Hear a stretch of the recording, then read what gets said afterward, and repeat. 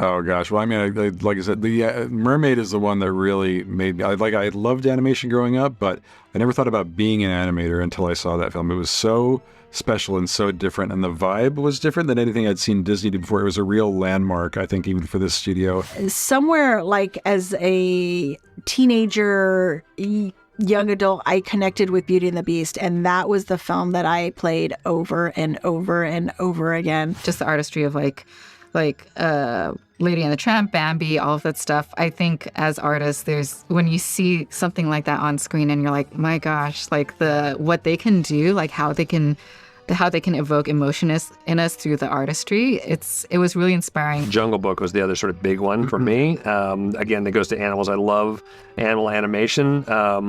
A great snake in that movie as well. Yeah. But I'd say for me, that married with the music of it was such a... Yeah. It's the first Disney movie I remember seeing in the theaters, and that really sort of was a foundational for me. Guys, thank you so much for sharing your time with me today. Thank you. It's very overwhelming to be in this building. This is my first time here. Oh, really? Amazing. And it's just like you see just the legacy on the walls of everything that has been made here over the years. And I just want to know, for both of you, memory the first time you walked in this building, and how has that feeling stayed with you on every project you move towards? Oh my gosh! Well, I can remember the first time I set foot in the Hollywood, the Burbank building here, and I met Ron and John, who directed Little Mermaid, which is one of the reasons I got into this industry in the first place. I saw that film, and I was like, I have to be a part of Disney animation, and just to meet those guys and to see the crews that actually animated on those films and the artists that have come through these halls is pretty awe-inspiring. Yeah, for me, I remember very specifically, I was coming in to meet for the first Zootopia, and I'd never met Byron before, didn't know him. I was like, I wonder who this Byron guy is. And I went on the internet, and I was like, who's Byron? And there was a picture of him, and he was like in a full beard. And I assumed that's always what Byron was. I'm like, it's this surly old boat captain I'm going to meet. And I think boat captain, sure. And I came to meet him, and that is not necessarily a boat captain. Yeah. But I'd say Byron and I, honestly, we had so much in common, and it felt immediately like a place I wanted to spend the rest of my life in. So it was, to me, that was my day one. I grew up here in Southern California, and I used to drive by this building a lot, and I always wondered what was inside. I'd see the big animation on the side, and I was like, oh, what's happening? What is in that building? And so the very first day I walked in, I thought it was this wondrous feeling walking in and, not knowing what to expect, and excitement and nerves and I still feel that way. I don't feel as nervous walking in so much anymore, but I still feel that way of like, I walk in these doors every day and I don't really know what to expect. And that's what I love about my job, because it's kind of, you think you have a plan for the day and it kind of blows up into something else. Oh, gosh. Yeah. And actually, my first time walking through these doors was as a student, as an animation student, and getting a chance to tour this building. It felt like a dream to, be as a student, you're like, oh my gosh, like, could I work here someday? Right. So I think that finally being able to do that once I started working here just felt like the fulfillment of a dream. Like, I was hugely influenced by Disney when I was a kid watching Disney animated films. So being able to walk through the halls and see kind of like the history, the legacy, the artistry just everywhere in this building it felt magical. Yeah, I agree. Like, I was a student as well, so I think they were making the Winnie the Pooh movie at the time or something. Okay. And it was just like so like it's exactly how you said you feel. You come in here and it's so magical, and you're just like, oh man, people get to do this, and like you see all the different people like walking around, and you're like, what is that? What are they working on? What are they doing and stuff? And even today, I mean, we come in and we're just pinching ourselves every day that we get to come into this building just because it's the legacy and like there's so much that Disney has done. So yeah, it's pretty amazing. Oh yeah. Well, I grew up watching Disney films, so it was pure magic. I remember I was playing the Aladdin soundtrack in my headphones when I walked in, and I was just like total like pixie dust, I think every project is exciting because we get to work on a variety and such a different projects with different characters, different worlds, and each one brings a new challenge and new excitement. So it just kind of it comes naturally, I guess. It's been almost 10 years of Zootopia, which is crazy to think. Yeah. How has your relationship evolved over these last, 10 years of work? Pretty together? rocky. Yeah. The movie's about us. And our challenges between. Yeah. No, I think that, I mean, honestly, I say this, and this is honestly the truth. Like, Jared is like the greatest creative partner I've ever had in my entire career, and I've worked with a lot of really great people. But I was like, I think we just have an ease to our relationship because we feel like we know each other so well. We respect what each other brings to the table, and I think we just have a lot of fun. Honestly, I think we really, really enjoy what we do. It's not for everybody. This animation is a really tricky job. But I think, with the Zootopia films, Encanto, like seeing what Jared did on the Moana films with Yvette and participating in those has just been a real treat. And actually just kind of growing up together as professionals and like facing all these challenges and working with, honestly, all these great people who are just so incredible. Yeah, and for me, as a creative partner, Byron's easily in the top 20. So I feel really good. I'm probably 19. Yeah, like he's right in there, which is great. It's great for you. It's good, yeah. I mean, I'd say these movies are always hard. And no matter how many times you approach a new movie, or how many movies you've been through, it's always difficult because the movies are always different every single time. So you need someone that you trust implicitly. And more important, you need someone who has a different skill set than you have because you're constantly relying on one another, but you need other ideas, other thoughts. And these movies are so vast, you kind of need those abilities. And I think the fact that if I'm not good at something, I can huck it to Byron and I go, oh no, he's going to absolutely crush that is rare and unique. And I think why we get along so well. Yeah, and vice versa. Hopefully that list you have is alphabetical, so Byron will be close. Yeah. You know what? No. You just made up to 18. I know. Oh, Wow. You're leveling up. Yeah. Leveling up. Yeah, I think, making, like you said, it takes years, and making this film is always a process and a collaborative process with a lot of departments, like a lot of people giving input, ideas, and contributing to what the film ultimately is. And I think that, there were certain things that we felt that Jared and Byron knew from the very beginning, like the mystery aspect, the continuation of Nick and Judy's relationship as the core of the movie. So there are certain things that are kind of evergreen there, but I think like all the fun brainstorming that happened, all the exploration of like, what could these new environments look like? What are these new characters? What are their personalities? That's all kind of like a process of development over the course of making this film. So there are certain things that like were locked in from the beginning, I think. Right. And there's always kind of, the thematic of like partnership and differences was a factor. But I think that, gosh, it's always a work in progress. And I think that at least for story artists, since we're so early in the process, sometimes it feels like to me that until I see the final, I'm like, there it is. It's finally, all the layers are there. It's finally locked in completely. Yeah. I do remember like there's a few times where someone would say something in a brain jam. Like crack something. It would crack something and you'd go, well, we have to do that. That's like such an amazing idea and we have to do that. And it would just stick and it would just like be in every screening we would do. Like layers of that. Yeah. So it was kind of like an organic process and we kind of find things as we went. But there were a few things that we were just kind of like 10 pulls that we were like, okay, that's amazing. We have to do that. We have to do that. And I read that you were the first one in your family to also leave home and go out and come to work in a place like this or and go to school like to study this.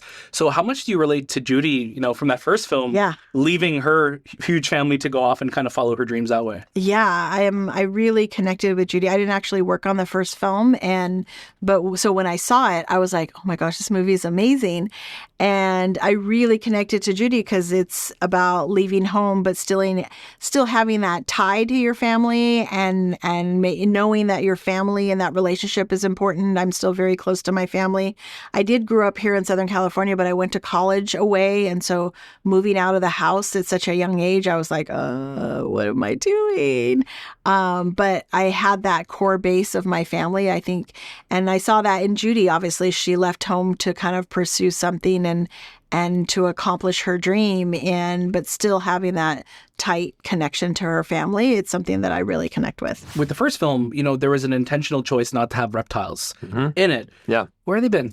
Where are they coming from? Okay. Where have they been hiding? That is... They're in Byron's pants. They are. No, I say very intentionally. The reason why reptiles weren't in the first movie, from a thematic standpoint, is that movie is all about predator and prey.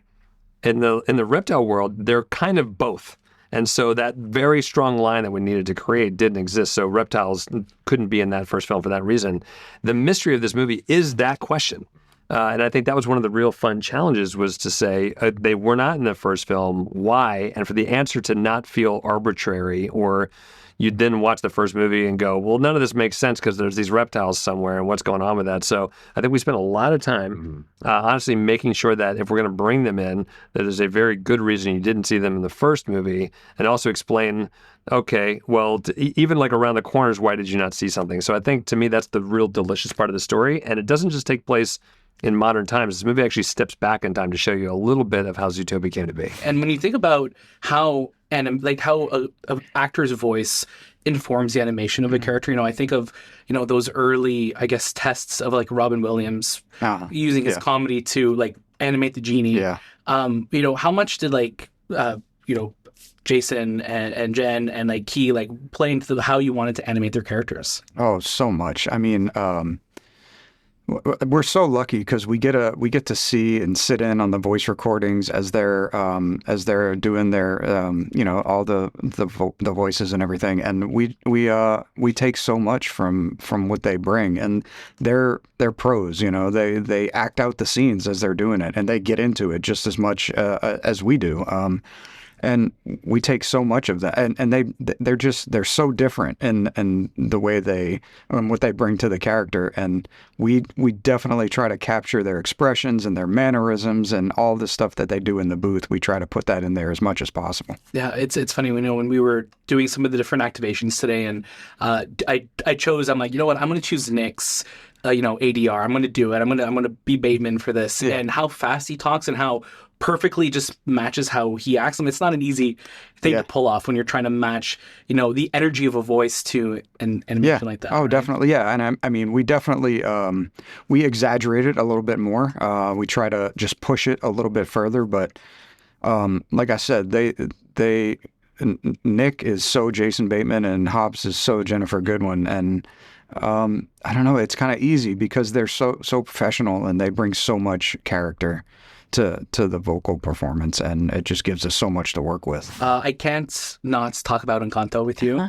The success of that film was unlike anything I feel like we've seen in such a long time. What did it mean for you to see that film go on to have, the life of its own after it came out? Encanto is such a deep place in my heart. It was my first film as a producer, and so that made it special. It was a film that put a Latino family up front and center, which was something that I never saw as a little girl, and so that made it special. And then when it kind of those were all the things while we were making it that made it so important and special to me. But when it kind of took off on this life of its own and it became what it became, and where it was everywhere in the world, it was really like kind of pinching myself of, was I really a part of this film that kind of had this impact on the world? And it is something that I am really, truly very, very proud of. I think something that, you guys mentioned today that like really like stuck with me is like obviously the bonus features that come with so many of them, like the movies. And I just remember, getting cassettes growing up, whenever something would come out of the vaults and you'd be like, stay tuned after the movie for this. And then with DVDs and Blu-rays, we've gone to see more. Was there a particular bonus feature that is one of your favorites, like that from when you were watching films growing up that you're like, like this is the one that is so cool and that sticks out to you? Definitely, it's the whole, I think when they were working on Lion King, probably drawing like lions in studio, and it's like, that's unbelievable to me. They can bring the lions in and draw those, and I think like just seeing the day-to-day of studio life in the bonus features, I think sometimes you'd see just like artists walking around and see them like in common areas, and it just really felt relatable, I guess, in a way. It's like they make these incredible films, and yet there they are. That's like what they do every day, and I'm like, I want to be one of them. Yeah, I remember the ones with like the 9 old men, actually, where they're like, it's like Frank Thomas and Ollie Johnson, and they're drawing the characters and showing you how to draw Pluto and stuff, and that was just like so inspiring to me. So I feel like a lot of those old ones too. I do remember the Lion King one too, and the Lion King mauling somebody, and it was just like, whoa, that was great. It was hugging. It was hugging, lovingly hugging. Yeah. What was that one Disney film that you watched growing up that really made you fall in love with animation and brought you to be where you guys are today? Oh gosh, well, I mean, like I said, the Mermaid is the one that really made me. I loved animation growing up, but I never thought about being an animator until I saw that film. It was so special and so different, and the vibe was different than anything I'd seen Disney do before. It was a real landmark, I think, even for this studio that we still talk about today. It influenced a lot of people. Yeah, I mean, that for me, 100%. Jungle Book was the other sort of big one for me. Again, that goes to animals. I love animal animation. A great snake in that movie as well. But I'd say for me, that married with the music of it was such a... It's the first Disney movie I remember seeing in the theaters, and that really sort of was a foundational for me. I think growing up, I saw many, many different, Disney films. I grew up in the area where VHS came about. And so it wasn't there when I was a little kid. So any Disney film was experienced for me as a child in a theater. And when they would re-release, Bambi, I remember going to see Bambi or Snow White. But somewhere like as a teenager, young adult, I connected with Beauty and the Beast, and that was the film that I played over and over and over again. I knew every single word, every single song, every single word of the dialogue. And I think it was that, really connecting with Belle and her want and desire to and wonder of what else is out there is something that I truly connected with. Yeah, I mean, it was all the early 90s films. I love music as well. So the songs and the characters, it was just like... It was magical. All those early 90 films with the great music was so inspiring to me, and I was so lucky to get to work on a few of the new musicals of the next generation. Oh gosh, yeah. I mean, obviously actually still The Lion King for me. I think that was my favorite growing up. But then a lot of the classics, just the artistry of like Lady and the Tramp, Bambi, all of that stuff. I think as artists, when you see something like that on screen and you're like, my gosh, like what they can do, like how they can evoke emotion in us through the artistry. It was really inspiring. And I remember I'd always watch those movies and see the credits, and seeing the names in the credits being like, could my name be there one day was always kind of like a goal or an aspiration. Yeah, the first movie I saw in a theater was Little Mermaid. My grandma walked me up to this little tiny theater we had in our little town, and I just remember I was so blown away by that. And then at home, when you talk about VHSs and stuff, I wore the VHS tape of Lady and the Tramp. I just wore it out, and it was just my favorite thing ever. And the rat sequence scared me a lot. I remember that rat in the baby's room and stuff. But those were the two I think that stuck with me.